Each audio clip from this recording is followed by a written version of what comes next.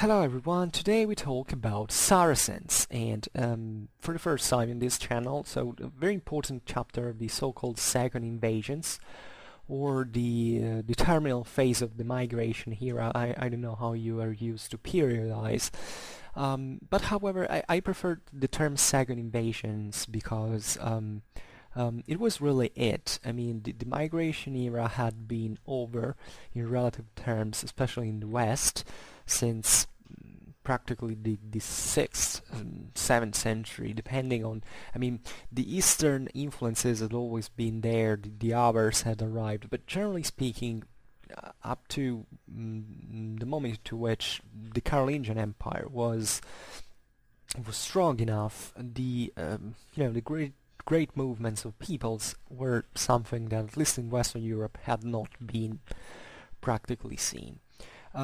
There is a very strong relation between the decline of the Carolingian Empire and the resurgence of these marauders, ravagers, pirates like Vikings, the Magyars, and the Saracens were. These, as a matter of fact, weren't really people on the march, like it had been during the migration era, when there were entire blocks of people remaining a unique political and military body traveling far, across the continent.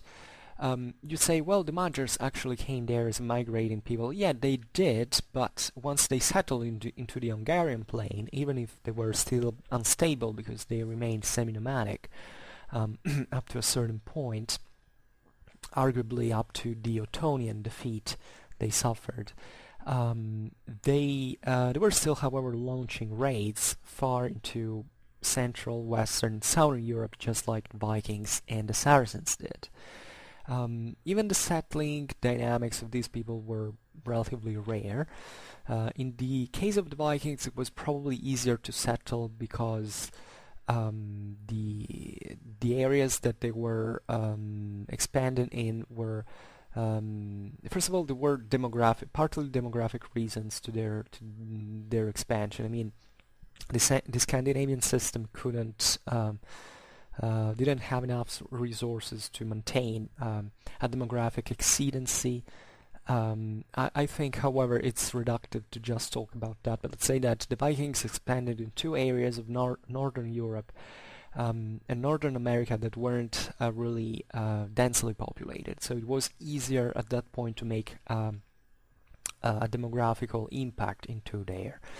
The Magyars, outside from the Hungarian plain, I don't remember they settled anywhere else. Also because in the post-Carolingian kingdoms in France, Italy, and Germany, there was no room for them because the local communities were very different. They had they were more advanced than them, so there was no. I'm sure there was some hunger that settled somewhere, but it wasn't a massive thing. With the Saracens, it's a bit halfway because the Saracens didn't have really the demographical strength to make a demographic impact into Southern Europe because the northern shores of the Mediterranean were too densely populated for North African potential to leave an impact. However, there were certain exceptions, like into Sicily, that was basically conquered but that was not really, we will have now to see who the Saracens were actually, because what happened with Sicily was actually a Tunisian invasion from the Aghlabids of Tunisia that were actually a more solid political reality than what the average Saracens practically were. They were mostly pirates, by the way. So even if they were in close interaction, the story of Muslim Sicily is a bit of an exception, but it was difficult to make it through the Italian peninsula, and it was probably even more difficult than in southern France, where actually the Saracens ended up to stay longer, because the Italian communities, in spite of the decline of the Carolingian public institutions, were able to to actually put themselves collectively in motion to actually expel the Saracens, which is something you don't find in southern France, because in southern France there was even a sort of convenience from the local Christian lords to even keep the Saracens there for reasons of political balance that we will see right now. So with the Saracens it's a bit more complicated, and today we're gonna try to give a better dimension of this. I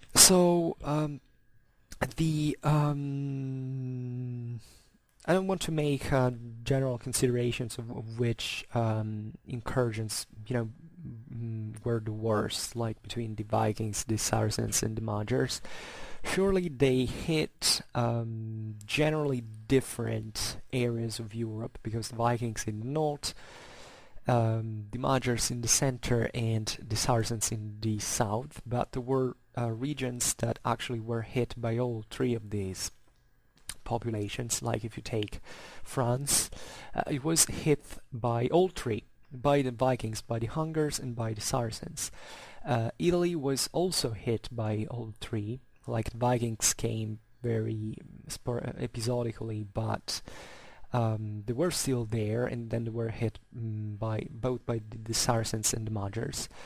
The Byzantine Empire dealt with both Saracens and the Vikings, because from Russia the Varangians came definitely to attack Constantinople itself. Germany didn't see a huge deal of Viking incursions, I believe, but they were still there, and especially in the north, obviously. But they were mostly hit pretty hard by the Magyars. Spain was Muslim at this time, but it suffered Viking raids as well as Saracen raids, I believe, in those Christian, like the Carolingian mark of northeastern Spain, and I think the Magyars might have reached up to Spain. I don't remember, but I mean this was pretty transversal. I mean the second invasions were something that really were pretty strictly intermingled, and for the above mentioned reasons, that it was really about the collapse of this Carolingian giant that triggered the resurgence of these ravagers, which is something you find all the time in history. If you take the Roman Empire, take Piracy in the Roman Empire. The Piracy in the Roman Empire had been destroyed by Pompey and Caesar, and there weren't. We have no news of pirates at all until the crisis of the 3rd century.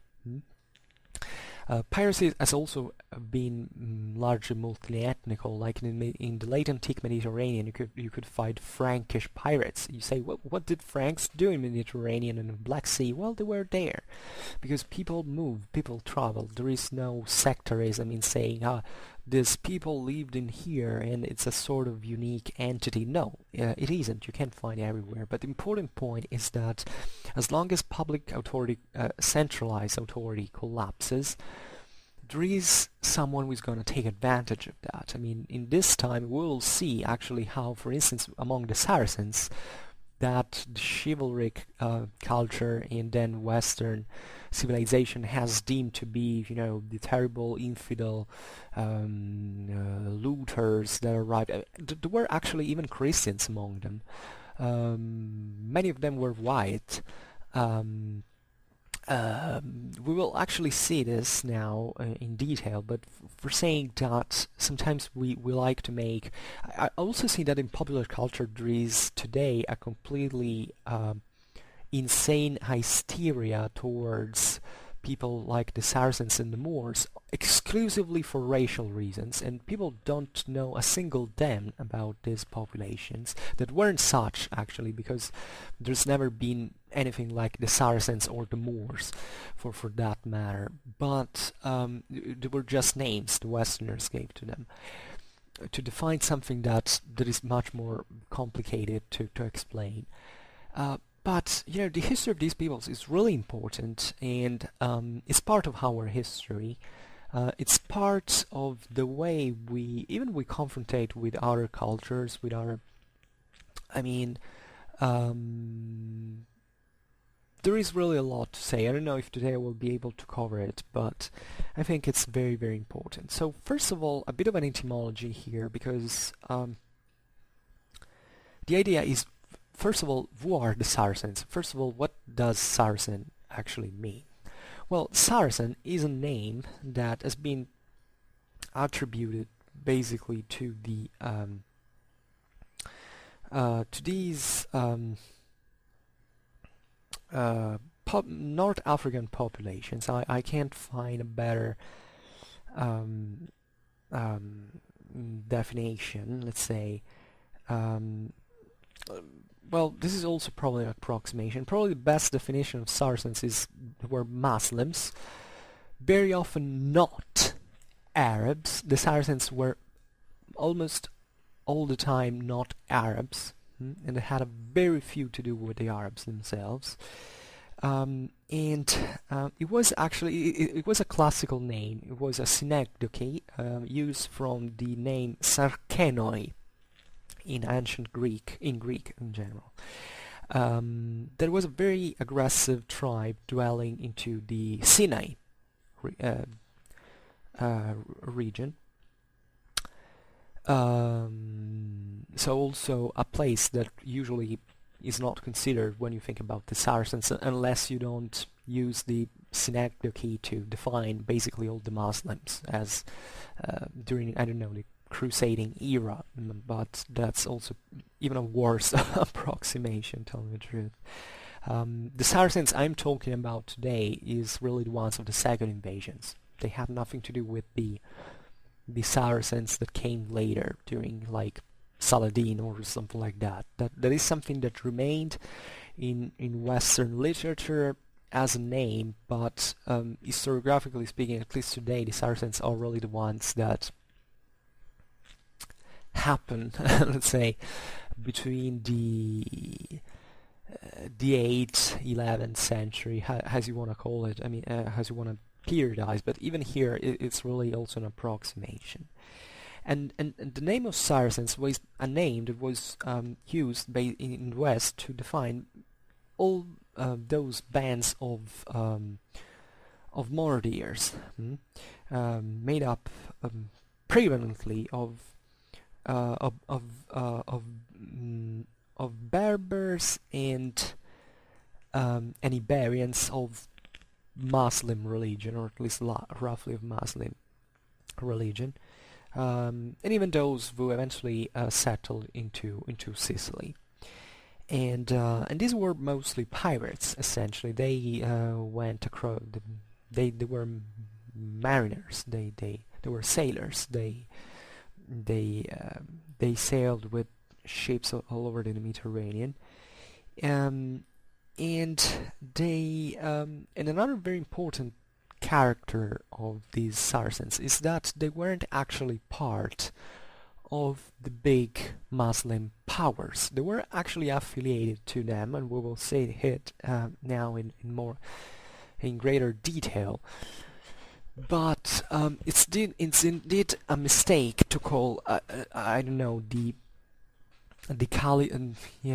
caliphs of Cordoba, for instance, as Saracens, or even the Aghlabids of Tunisia and Sicily as Saracens, because these Saracens were mostly pirates, like the Vikings. So this is a moment usually called the Viking Age. No, because if you go into the Mediterranean, even though there were Vikings also there, this could have been called the Saracen Age. There is often this, I don't know why, this North-centrism for which we have to think that, I don't know, the Vikings were the only important thing that happened in that age. If you take the Magyars or the Saracens, were actually pretty cool on their own. The Saracens were pretty good, skilled sailors. They carried out extremely sophisticated hit-and-run strategies, just like the Vikings. The Vikings are cooler because, I don't know, partly because they were part of eventually the of European identity in our, kind of, that's better I don't say more, but it's kind of that even British historiography acknowledged that partly that they England was formed by these mostly Danish settlers, were incidentally were also the ones that had shared more similarities with the continental powers of Europe, because the Norwegians were a bit different in this sense. But I mean, the Saracens were the enemies in part, but even the Vikings were pagans at the time. The Saracens were Muslim, so eventually the Vikings got, I mean, the descendants of the Vikings got Christianized in part, so they entered in full to the European family. Let's say the Saracens were importantly from the other side of the sea into Africa, which is important in this sense because there were differences between Europe and Africa that definitely eventually stressed the differences, historically speaking, because of evident reasons in terms of resources and potential. We will analyze this also now. But let's say that we have removed the Saracens from our scenario, from our Western world, while in part we're still Westerners, and the situation is really much more complicated. Think about how, for instance, in Spain, the Moors were treated. I mean, Spain was heavily blended with these Moors. I'm not saying ethnically speaking, because also there, you can find. Now, I don't want to get into genetics, but what was Christian and Muslim in Moorish Spain? Because these are problems that eventually were stressed, but at that time, there was a lot of syncrasies actually, and there's always eventually been this idea of stressing the differences with the other, like when the Spanish eventually in 1492 put an end to the Reconquista and forced to conversion all the Muslims, or expelled them, or slaughtered them and all. They had got their thing. They had put an end to this 700 years struggle against the Muslim powers. That is also very much more complex thing. But eventually during the modern age, the Spanish Empire felt the need to look once again at the Moors and saying, since we are the Spanish, we have the biggest empire in the world, we have a glorious past of the Reconquista and all. Let's, as it often happens in history, let's actually praise our enemies. Let's stress the nobility actually of this Moorish civilization that we have defeated, because if we take them just as villains, we kind of diminish even our own glory. So there is, for instance, in Spanish modern art, also a big deal of portraits of Moorish people that were painted in a very fierce, proud way of their own identity and tradition, but always stressing the differences, always emphasizing what in reality there was not really such a huge difference between these populations and the one that were just from the other side of the Gibraltar Strait. Naturally there are differences, but in part these communities had been very blended together, and this happened also in other regions of Europe. But aside from this, let's finally talk about a bit of the Saracens. So as we were saying, into Christianity, for Christianity, the Saracens were groups of Muslims, ethnically of various origins, that from northern Africa, the Iberian Peninsula, and Sicily, or other bases of southern Italy that they managed to create. They carried out piracy into the Mediterranean and aggressing the European coasts. And this the interesting thing about this is that there were really autonomous initiatives relatively to the political action carried out by the great Arab dominations of the time, as we were saying. And the greatest moment of action was arguably the 9th century. As for other, um, well, actually, yeah, the Vikings lasted more and they probably had a more intense impact, but um, also for the well, let's go on. I will say that later. So the Saracens basically expanded into the Balearic Islands, into Sardinia, Corsica. They used bases into Campania and Apulia. And towards the end of the 9th century, they created a very important operational base into Fraxinetum, in what is called the Massif of the Moors, still today, which is close to the Gulf of Saint-Tropez in Provence, where they remained practically even beyond the 70s of the 10th century, so a very, very long time, practically a century.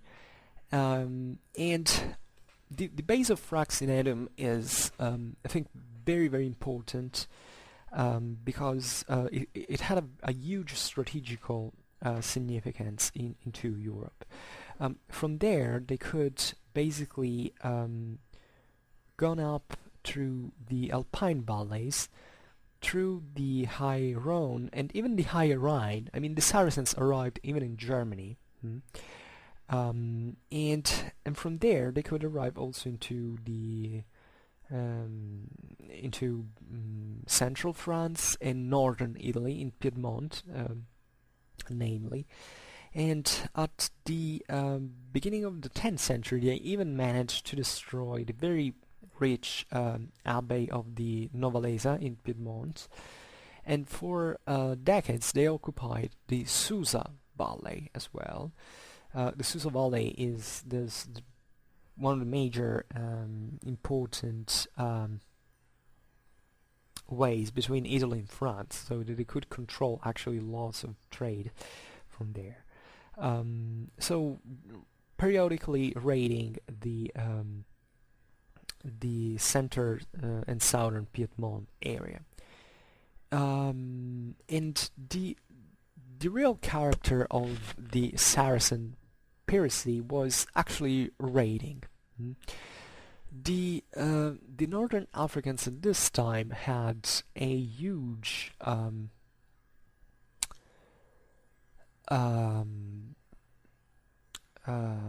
well, a huge contact actually with Europe, because of, we have to think about the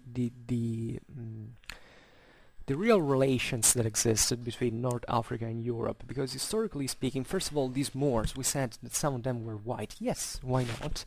This is something you find in all times in history, actually, in between the northern African areas, because North Africa is not excessively rich. You know, the Mediterranean coast of Africa is fertile in many regions, but especially in the coastal areas, indeed. But the hinterland is semi-arid, were not desertic. So this type of land, since ancient times, had been populated by all the guys that sailed across the Mediterranean. It was colonized by the Greeks, by the even before by the Phoenicians. The Carthage was in Tunisia, definitely, as one of the most important, actually the largest and most powerful Phoenician colony that surpassed even the motherland at one point. But it had been also Roman, and actually the Roman Africa is today's Tunisia. Well, today's Tunisia is one of the few North African lands that has a bit more of resources than the rest, because Algeria and Morocco are not really very. I mean, I think Tunisia is usually wealthier than these regions, also because it's less mountainous, it has a better climate, and it's usually a very fertile area. And this has been its importance really throughout history, because Africa could support the ancient Africa was essentially Tunisia. The African continent was named after this. The Arabs called it Ifriqiya, so in continuity with the Latin name. And that area had been of crucial importance for Italy, for the Romans, because it was very fertile, and together with Sicily and Sardinia could really feed the whole Italian peninsula. During the late antique times, basically Italy relied on the African supplies for maintaining all its population, just like Constantinople did with Egypt. There were these very important economical dynamics that were sort of necessary for the development of advanced civilizations. And in this sense, Tunisia, even when it was conquered by the Arabs, although not powerful as the Caliphate of Cordoba or Egypt or the Caliphate of Baghdad, was a sort of political power on its own. And it was the Aghlabites were reigning at this time. These were practically Berbers with Arabisite elites. We often say, oh well, Sicily was conquered by the Arabs. No, the Arabs didn't. It was really about Berbers. And very heavily Romanized Berbers, by the way, because those were regions into Africa that were very densely populated even by Italic settlers. Like Carthage was rebuilt by Caesar as a Roman colony to send his veterans living in. So Africa had been also one of the most intensely Romanized areas of the whole empire. Also one of the most densely urbanized. And it had a first degree, let's say, a role into the intellectual production and developments of the late antique and Christian civilizations. Think about Augustine of Hippo. So it was an area that the Byzantines even spent lots of resources to conquer back from the Vandals that had settled there, because they had noticed it was very wealthy. And it in fact was part of the lands reconquered by Justinian through the general Belisarius during the 6th century. So all for saying that that historically speaking, even when Africa was, let's say, politically cut off from Christianity because it was conquered by the Arabs, it actually maintained always very strong ties especially with Italy, but also with the rest of the Mediterranean in the first place. When the Arabs had come, that the demographic Arab potential was actually very, very few. These were a bunch of Bedouins, literally at the beginning. They passed through northern Africa, going from east to west. They eventually made it to pass the Gibraltar Strait and conquer the Visigothic kingdom, and settling into this very wealthy area of southern Spain. So really Africa Tunisia, let's say better, so a relatively superficial degree of Arabization in ethnical terms, in terms of social organization. I mean, they began, the Arabs were too few to make an impact in that sense. The only thing they were able to do was to export Islam and Arab language. So this is why these peoples today even speak Arabic in practice. So they maintained that. But in terms of local government, local identity, these were still entities on their own.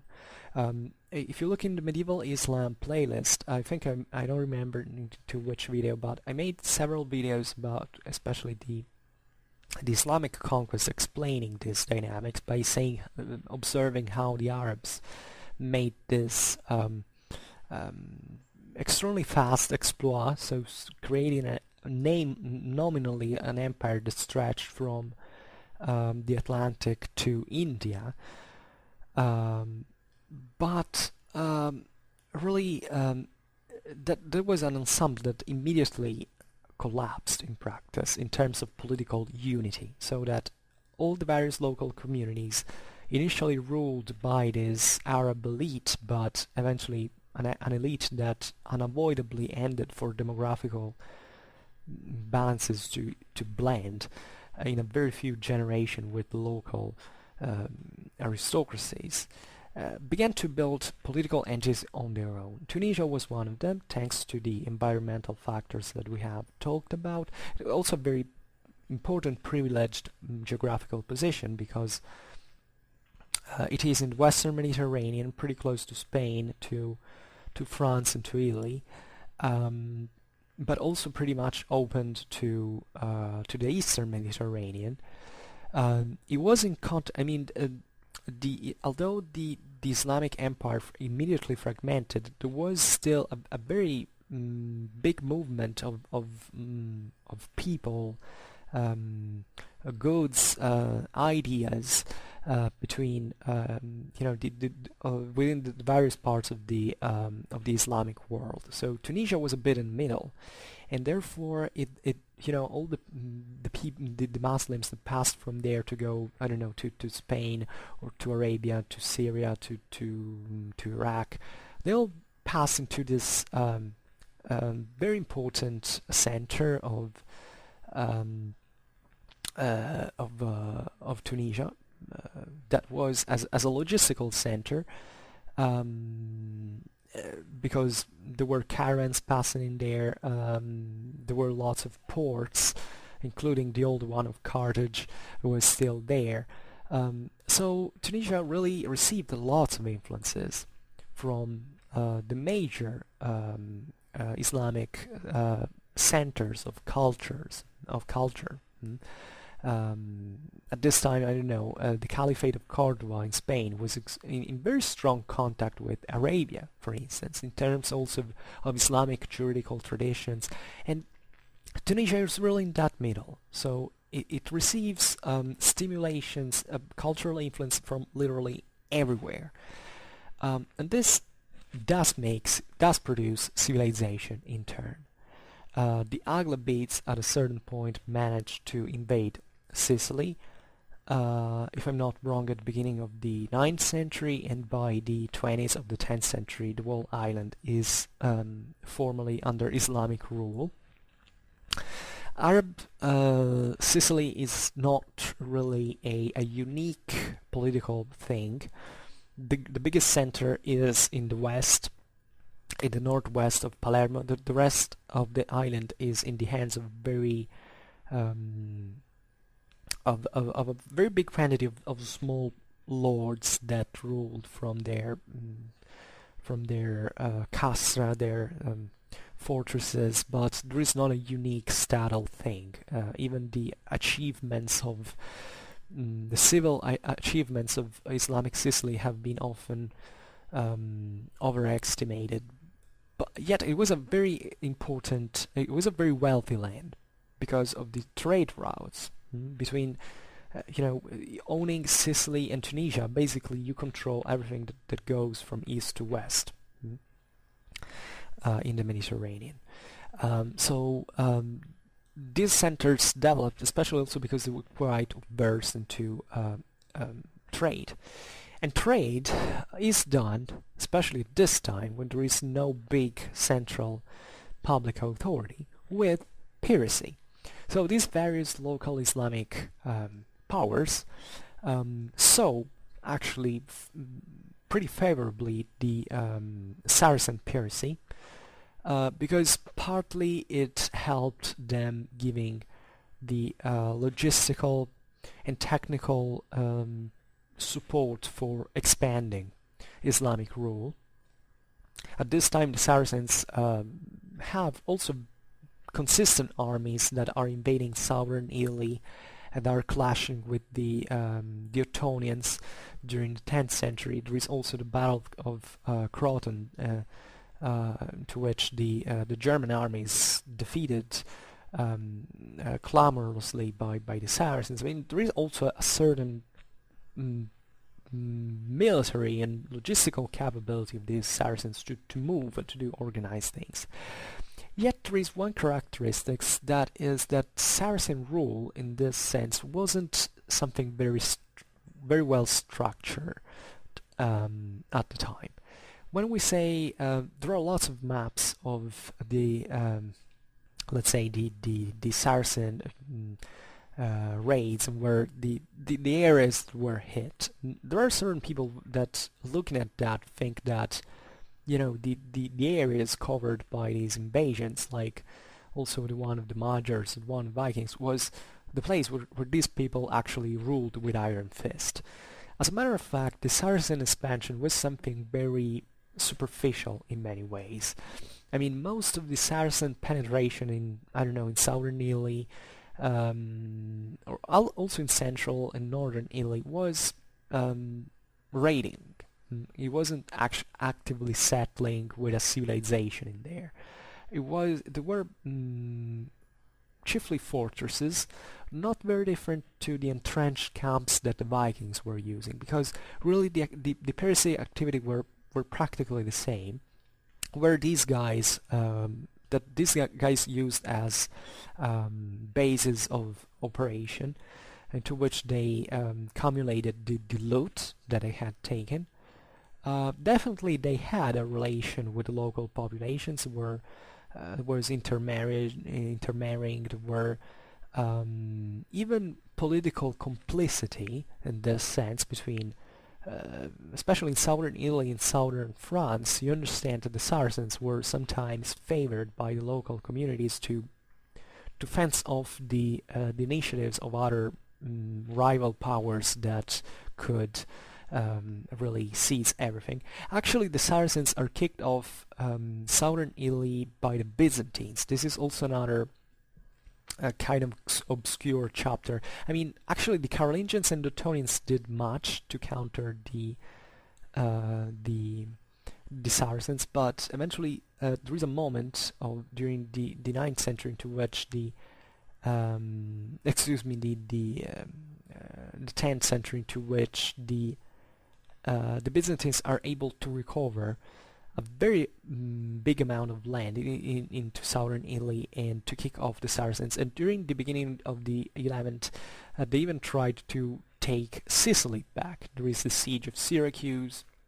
At this time, there were already the Normans used as mercenaries by the Byzantines that went to Sicily and started looking at that, and definitely that had an impact in a time of a generation, essentially, into for the arrival of Normans in those areas, and seizing the opportunities, especially that the Saracen weakness, because that was the declining phase of the Saracens, could present. And therefore, let's say that, however, the Saracens' presence was relatively short-lived. It was mostly a coastal presence. It had essentially a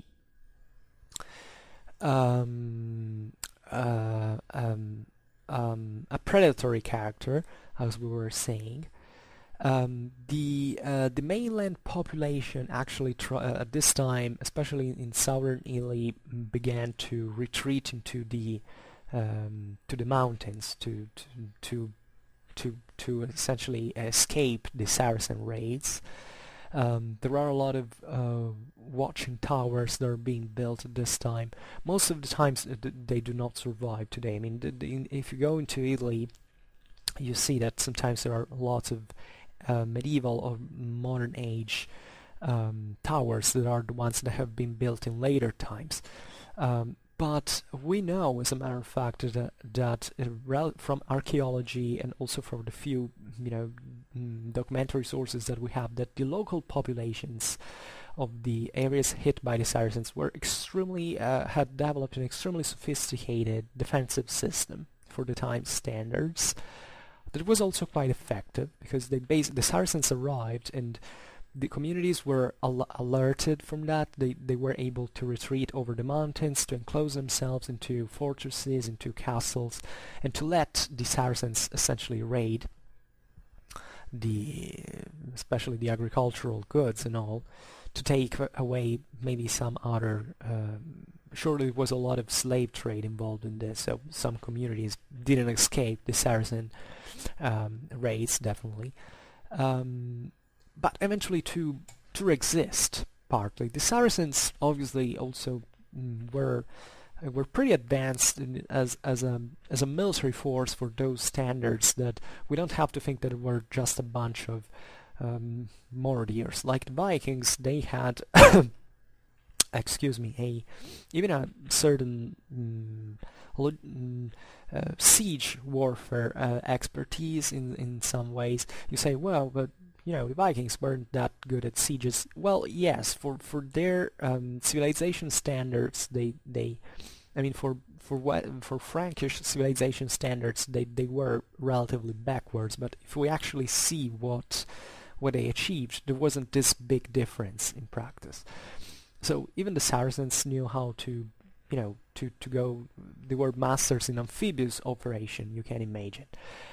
They knew how to assault a fortress. They knew how to how to destroy. They arrived to raid the basilicas of St. Peter and St. Paul in Rome, which was seen as a catastrophe by the local communities, and it was actually used by the Carolingian administration to say, okay, to basically impose to the local communities a higher degree of centralization for what it was possible. They destroyed the monastery of they raided the abbey of Farfa, for instance, also very close to Rome. That's how they went into central Italy.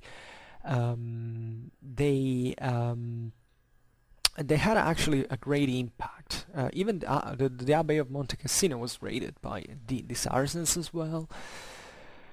It was actually a pretty big thing in terms of, especially for southern Italy, but also for central and northern one, especially the northwestern one. Very interestingly, however, the local Italian communities were pretty active at organizing themselves against the Saracens. The Pope and the Byzantines were basically on the lead. Especially the popes made an excruciatingly remarkable effort to put all the powers of the peninsula together. At this time the peninsula was basically divided. There was this post-Carolingian Italic kingdom that was in reality a group of certain local lords, chiefly the ones of Spoleto, the one of Verona, and the ones of the Anscaric mark in Piedmont, also with some intervention from the Provençal rulers. There was also the March of Tuscany that was rising into power, and then there was the papacy with Rome, mostly, and there were the Byzantine principalities of southern Italy that were essentially maritime city-states, Italian city-states that were developing formally as part of the empire because they had strong connections via sea with Constantinople, but they were de facto autonomous cities. Parts of these cities actually sided with the Saracens because the Saracens at a certain point established a very strong fortress on the Garigliano, of the mouth of the Garigliano River. That's it's in the southern region of it's in the south of the region of Rome, essentially. So from there they could wage very big destructions, and actually they were allies with certain principalities like the one of Gaeta, for instance. There was a Christian power and a maritime republic, but essentially for the extremely complicated political balancement of the Italian peninsula at that time was intelligently siding with the Saracens of the Garigliano. The Pope instead was able to mount an expedition, which was something incredible for those times, because first of all it was a huge political victory because for the Pope, because he basically put together all the forces of Italy to fight against the Saracens entrenched in the south of Rome.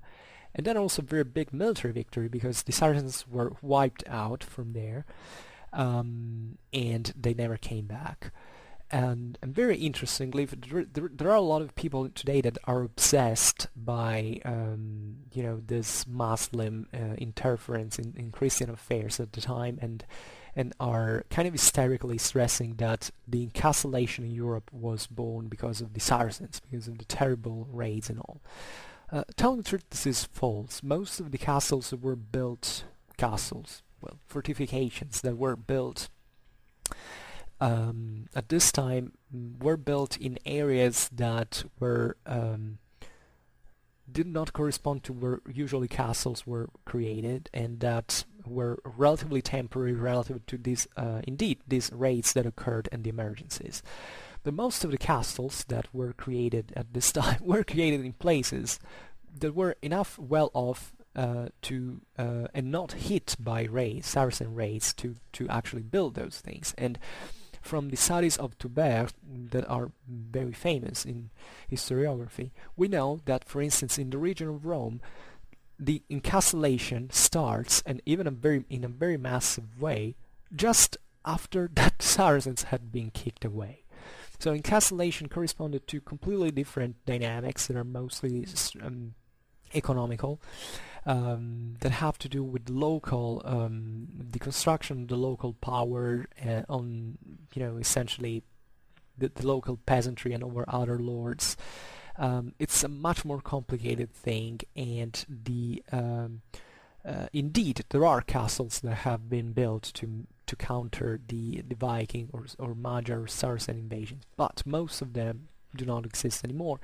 The majority of castles you see in Europe today are, first of all, something that came much later in time, because they are usually the one in stone that were massively being built at least from the 12th century. And the ones you see at this time, actually, there are in Northern Europe there are much less surviving castles of the second invasion age because they were poorer areas. In Southern Europe there are, archaeologically speaking, there is much more evidence of first of all, Southern Europe was much more urbanized and fortified than Northern Europe. So there were already infrastructures, even from the Roman times, that had always remained there and were cleverly used by the local populations to without the need of building new ones. But still, these populations were much wealthier on average, and therefore they could build more castles, and even with better material that eventually survived for the archaeological finds to be seen, let's say. And so in southern Italy, progressively the Saracen advance was halted and repulsed. The greater achievements were done definitely in southern Italy, but the Byzantines basically made it to finish off the Saracens. Actually, the Saracens have been kicked out from southern Italy, also partly from the Carolingians and the Ottonians. The Saracens were really, they had even managed to establish certain what are called the emirates of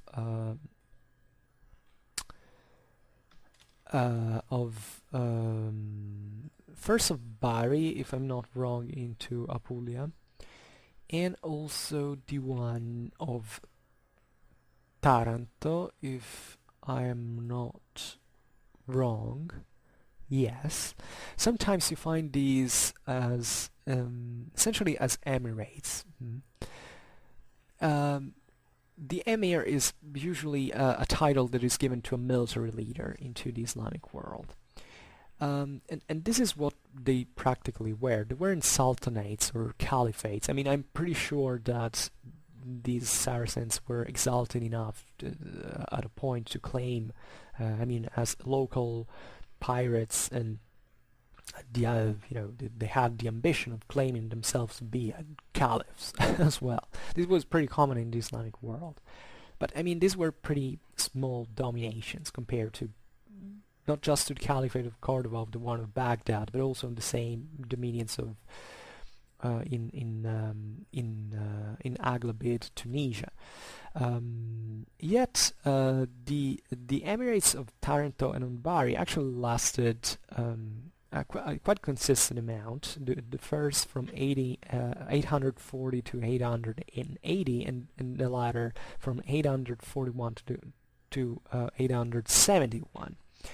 So they were respectively overthrown by the Byzantines and I think the local Carolingians. I say Carolingians, but these were actually the Italic, the Italic kingdom practically, that was ruled by a Carolingian dynasty, but it was the group of more of local powers. The Carolingian Empire was practically ending at this time.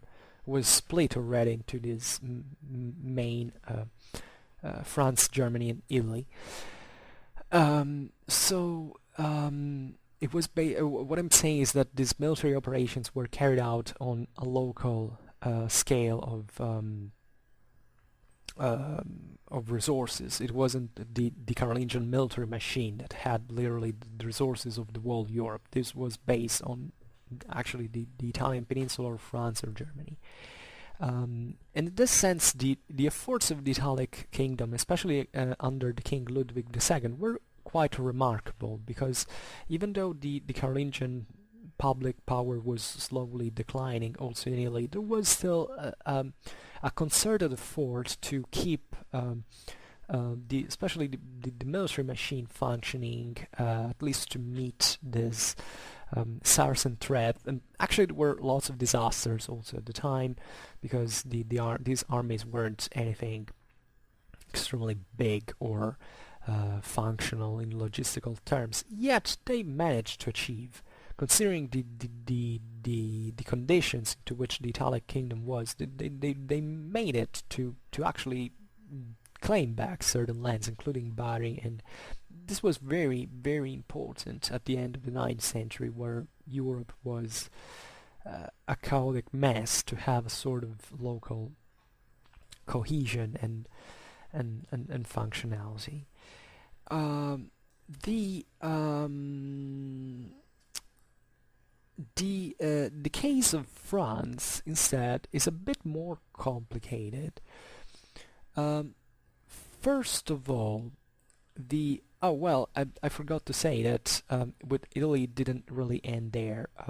The Saracens were at this point out of Italy from the beginning, since the beginning of the 11th century.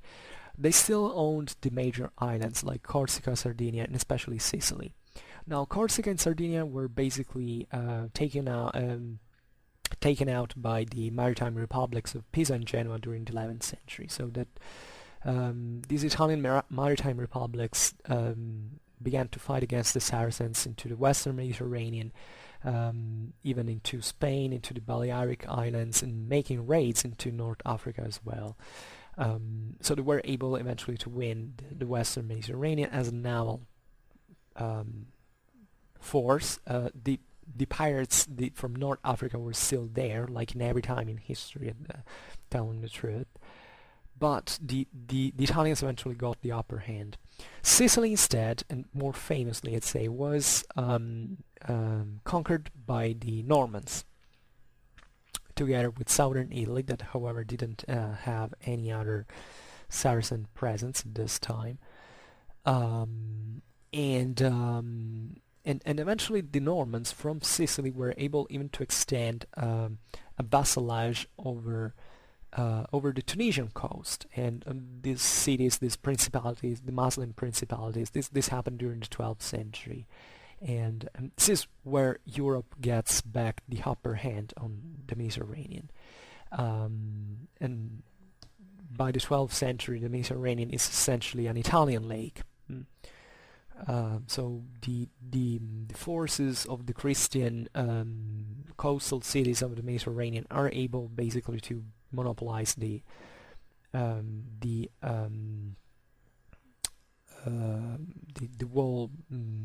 the traffics in the sea. It's just when there won't essentially be the rise of any other Muslim naval force until the 15th century, where the Ottomans start expanding in there, to which the Christians start fighting more consistently once again against the Ottomans. And in this sense, it's very fascinating that actually Tunisia came back to be another starting point of piracy. The famous Barbarossa, not Frederick I of Hohenstaufen, but the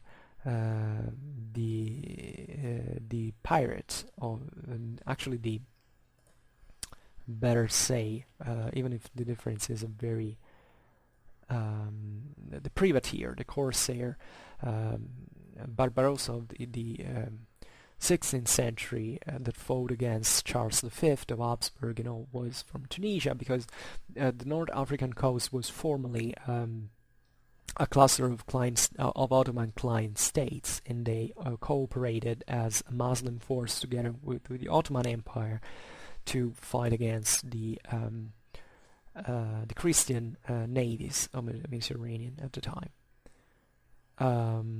Chiefly the Venetians, the Genoese, and the Spanish. So it's very interesting that Barbarossa probably was called in this way because he had a red beard, just for telling how ethnically mixed these areas were. I mean, the Berbers, historically speaking, have some of them at least have blue eyes. Of all the Romans, Italians, Normans, all the peoples that invaded northern Africa in all the times in history, there was plenty of people of an Indo-European ancestry. What we didn't say is that actually the Saracens, this is important, at this time were also partly Christian. I named it. I said it at the beginning of the video, but I didn't explain why. Because simply there were people, especially from southern Italy, that were Christians, and that they saw these Saracens carrying out these devastations, and they say, why don't we join as pirates? And that was it, and there was no fanatism in the sense, I'm Saracen, so I'm Muslim. Everyone who could help, let's say, was welcome, and this is a typical character of the Mediterranean, which is in this sense historically multi-ethnic in its maritime traditions. And therefore there is nothing to be surprised of. And relatively to this, I think it's important to talk about southern France, because in southern France the situation was even more complicated than in Italy. We have seen that in Italy there was a substantially strong reaction to the Saracen invasion. Even before conquering the whole island of Sicily, the Saracens struggled very strongly with the local Sicilian resistance. In southern France, telling the truth, the situation was very, very different. And sometimes we say, well, first of all, this goes a bit before our times, because ever since the Arabs conquered Spain, so basically confining the Christians just into the northern mountains of the peninsula, they began to launch raids into Western Europe, and chiefly France, or Gaul, as it was still called. The Carolingians were a rising force in the area. There weren't huge geographical. There wasn't a huge geographical understanding of the time. It is said that basically the Muslims from Spain wanted to pass through Europe in order to attack the Byzantine Empire from land. which is something that logistically could not be achieved at any time in history. But conceptually speaking, you know, the idea is that if I seize Spain, if I seize ideally southern Spain, southern France, and southern Italy, I have a very good mean to eventually interfere with the Byzantine Empire together with the other Muslim powers from the east. Now, as we know, there is the battle, the extremely famous and probably let's say over-considered Battle of Poitiers in 732, into which objectively, I mean, I'm not saying it wasn't an important thing, because people who tend to minimize the importance of Poitiers are definitely wrong as well. But you know, Poitiers wasn't the end of the Muslim threat or presence into France at all. Basically, the Franks stopped the Arabs of Poitiers because they were launching a very far long-range raid into towards northern France. Essentially, they were pillaging Aquitaine.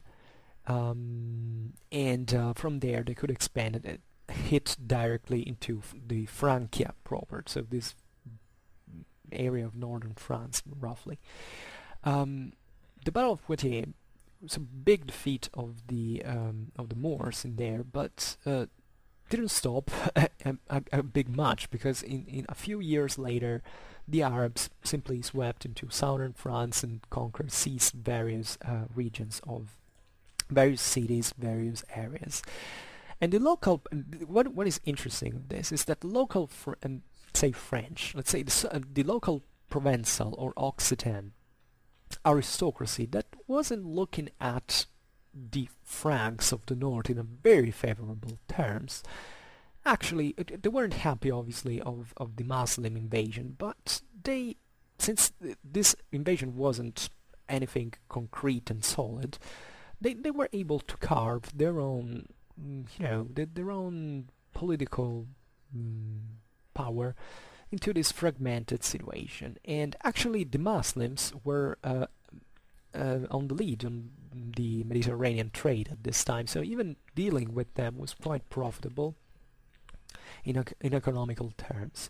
So basically, there is a part of Occitan history in this sense that is very interesting, because it shows that the local communities preferred actually the political instability for the sake of remaining out of the Carolingian power. Provence was ruled in many areas by the Muslims. There was even a sort of caliphate established there, and the base of Fraxinetum was definitely, as we've seen, a very important base, a very important entity into Europe, lasting from 890 to 973. So basically, and even if you look at the dates, you realize that this was the moment of major fragmentation of the empire, because 890, the Carolingian Empire had finished practically. 973 is the moment of major rise of the Ottonians. So this is really the situation. But what is fascinating about this is that the base of Fraxinetum had built a very important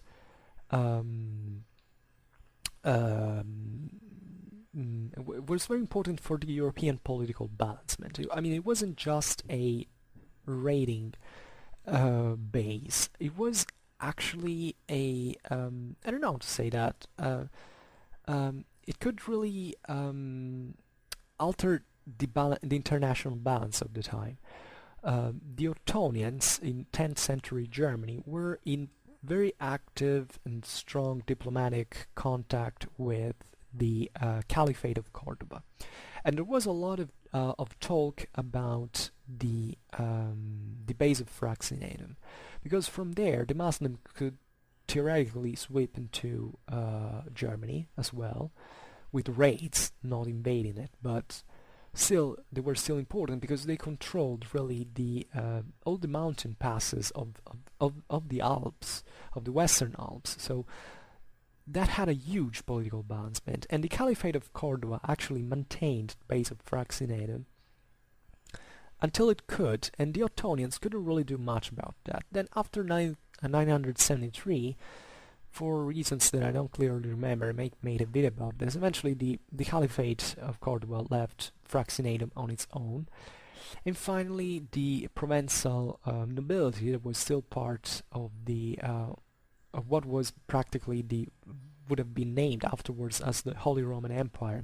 I mean this already German-Italian axis with part of Burgundy in practice. That was where Provence was, finished the Saracens off. And the interesting thing about this is that this base of Fraxinetum, yes, it was difficult to access and all, but it could have been wiped out much earlier if the local Christian powers had wanted. But the local Christian powers actually didn't care, because many of them made a big deal of business with the Saracens.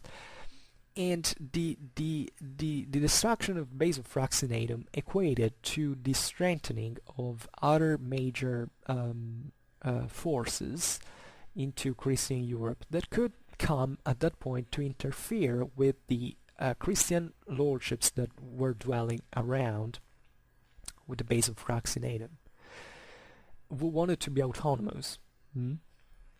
So this is how it really happened, and this is very thought-provoking, because it shows you that these Christian powers didn't give a damn about whether they were dealing with other Christians or with other Muslims. They just wanted to be autonomous.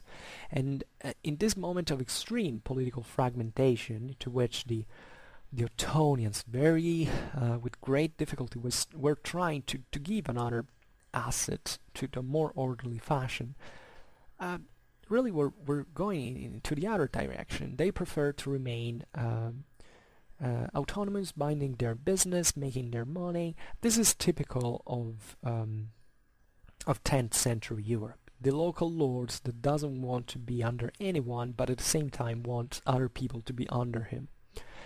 And this is how Europe was born, because, for instance, the Kingdom of Burgundy might have existed as a modern nation, but it was aborted exactly in this time. The Western Frankish Kingdom, that we know as France, so this prominent European nation that has changed massively the history of humanity, is something that might have been aborted even in those centuries because of all this extreme fragmentation. Actually, the Vikings helped the birth of France. Paradoxically, even with all their raids, I mean the most hit area of Europe from Viking hands was arguably France.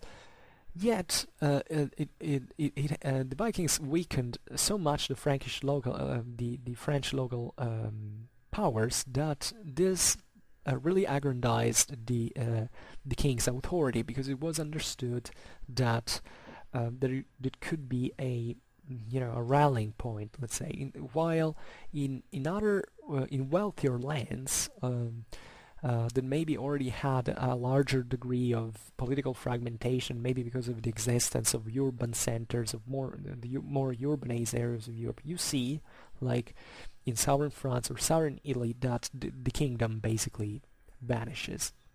I mean, the Italic kingdom remained always formally, from an institutional point of view, into the Holy Roman Empire. The one in Burgundy practically didn't, or at least it wasn't any concrete political identity on its own. But it's still important to look at the Saracen history in this sense, because it tells you the extremely high degree of coexistence and of political, social, and cultural segmentations that existed, intersections that existed between the Muslim world and the Christian one in the Mediterranean. So the Saracens, just like the Vikings, just like the Magyars, were not just ravagers. They were mostly that, but were also political entities on their own. Doesn't matter how small, doesn't matter how fragmented on their own, and not framed into a more unitary asset organization. but still very capable of having a dialogue with the local communities and even making them cooperate with their initiatives. So there wasn't just a lot of warfare against them, but also a lot of warfare together with them. This is what happened. Even certain Frankish lords allied against the Frankish king together with the Vikings. With the Magyars, I don't really know, because in Germany, but even in Germany it was a lot of division, and certain for instance, the Bavarians are the forgotten, let's say, heroes of Germany that actually stamped the Magyars on their own, just for the Ottonians then to win easy in a certain sense, and to claim that they had made the biggest fort. Actually, the Henry the Fowler had done the biggest thing at Battle of Riade.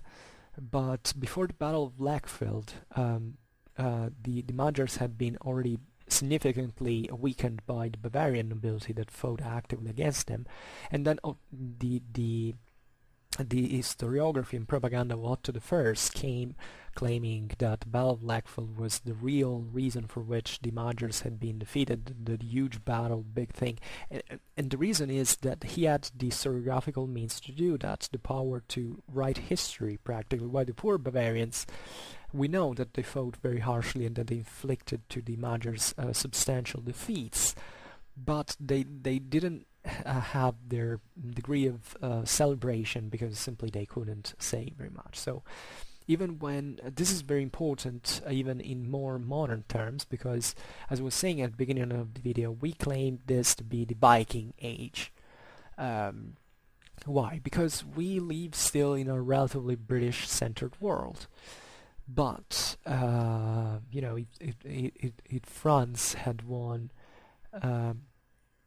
the 7 Years' War, quite likely we would see the Vikings even in a very different fashion.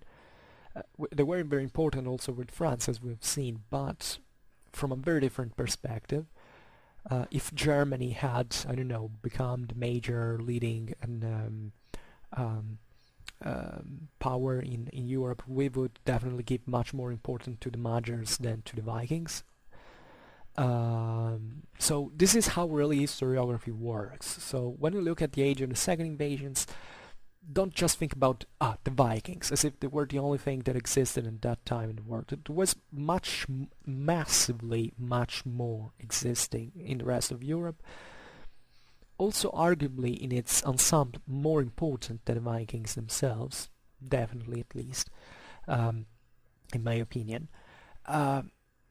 So let's not forget these peoples, and let's study them, especially the Saracens, beyond this stupid racial kind of religious infight between, let's study things for what they really were, for what at least we know historically that they were, and not from fantasy depictions of reality that can be simply corrected by any history manual. Very long video, so I hope you enjoyed it as always, and if you did, please share it, otherwise leave a like or subscribe to my channel for receiving further news about my videos. And for now, I thank you heartily for listening to me, and I wish you a nice time and see you next time. Bye!